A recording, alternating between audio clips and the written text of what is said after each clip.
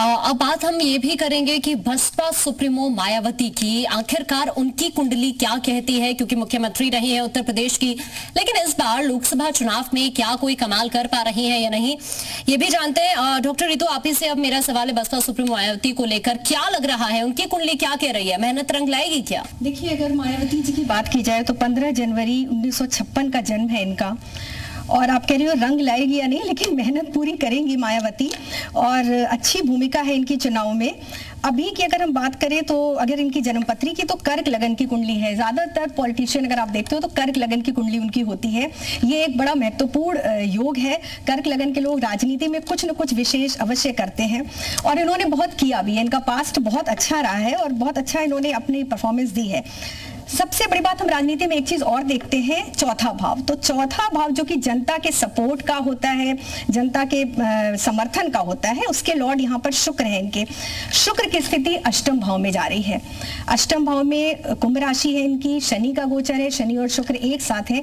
लेकिन अष्टम भाव में शुक्र इस समय इतना अच्छा रिजल्ट नहीं दे रहे हैं। हालांकि अपने से 5th हाउस में इनका सपोर्ट है, लेकिन फिर भी जितना इनको राजनीति में आगे आने के लिए चाहिए उतना अभी नहीं है।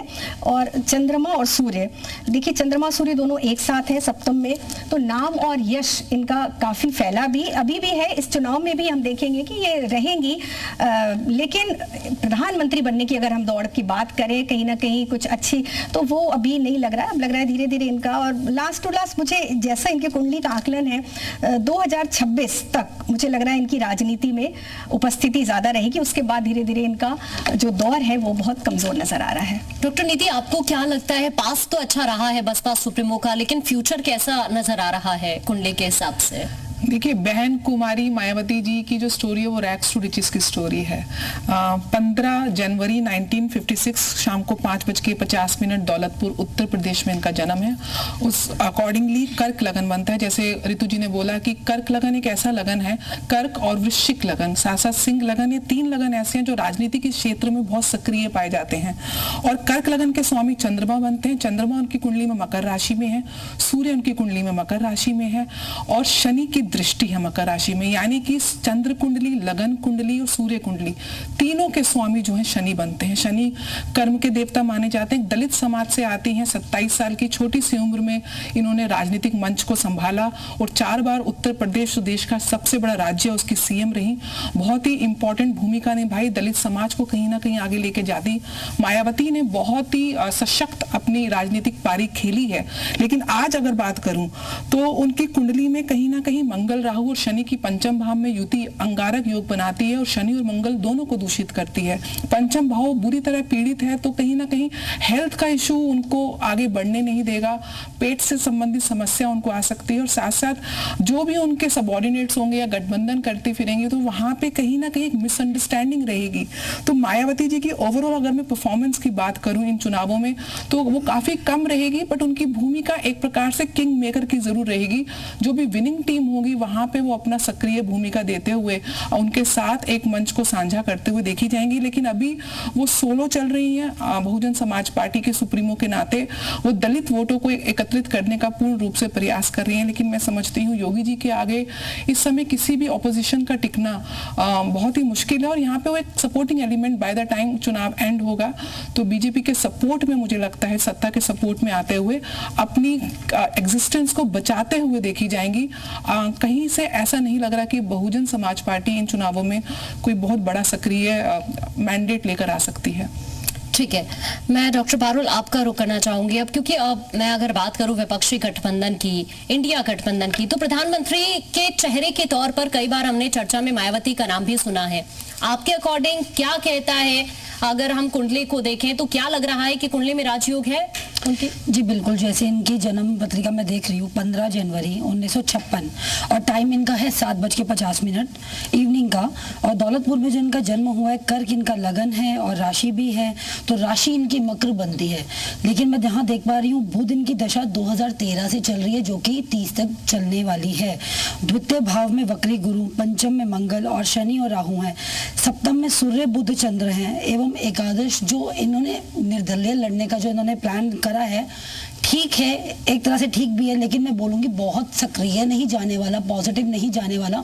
बहुत सारी आलोचनाओं का सामना इन्हें करना पड़ेगा।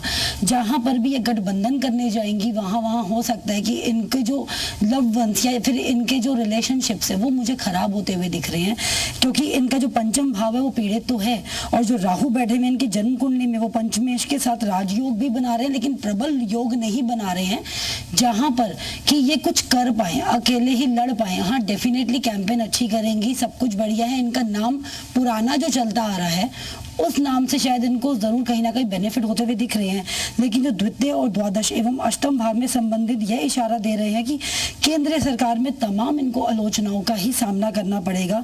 इतनी भी आलोचनाओं के बावजूद भी ये प्रॉपरली लड़ेंगी, आगे आएंगी।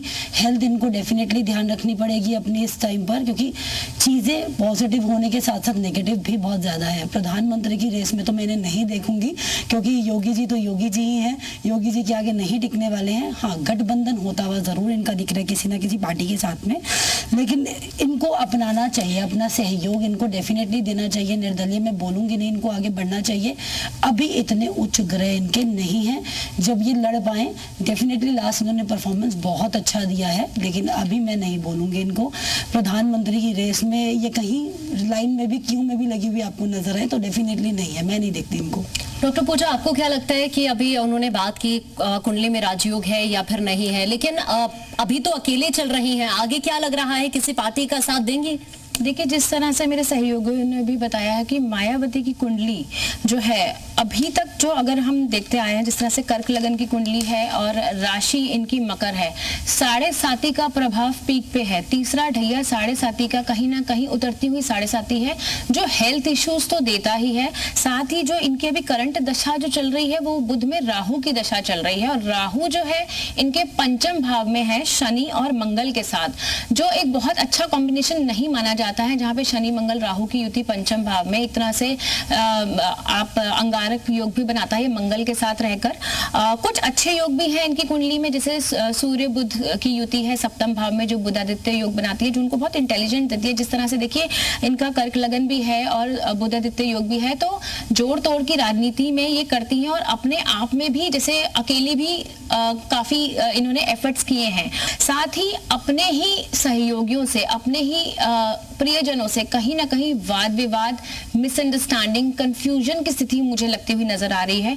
बहुत स्ट्रांगली ये कहीं भी आती हुई नहीं नजर आ रही है, लेकिन राहु का पीरियड होने की वजह से हम ये बोलेंगे कि जोड़ तोड़ की राजनीति करके कहीं ना कहीं किसी ना किसी पार्टी के साथ ये गठबंधन में आ जाएंगी, या कुछ ना कुछ एफर्ट्स करके अपनी एक इमेज जो होती है ना उसको मेंटेन कर लेंगी जैसे तैसे करके।